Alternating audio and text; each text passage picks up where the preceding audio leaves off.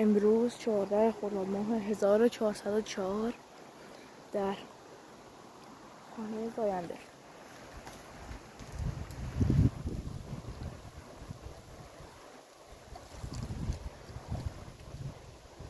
استوریا بابا ده میبینم.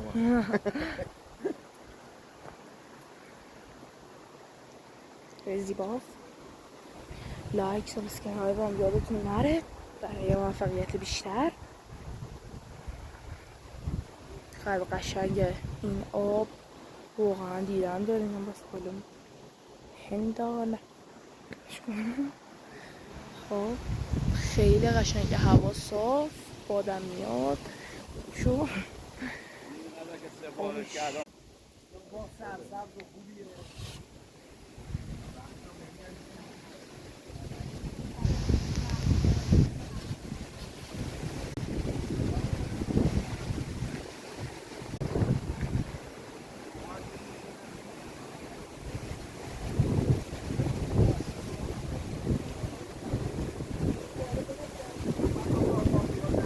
چقدر قشنگ، چقدر زیبا. ناس سلام بودم. خیلی قشنگه، اصلا باور نکردنیه.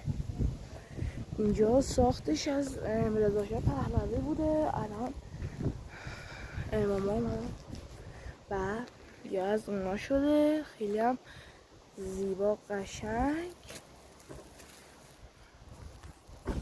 بازم فیلم میکنیم، لایک سابسکرایب کامنت هم بذار. نظرت چطوره؟ خیلی عالی، حرفه‌ای و زیبا، چوب خشک ناش. خیلی قشنگه واقعا. دم همتون گرمه واقعا. مرسی که با حمایتتون مثلا بهم انرژی میدین. باده به شدت قشنگ، درختا رو میبینی چه تکونی میخورن. وای الان بریم از سمت ماشین هم خیلی پیدا نبود.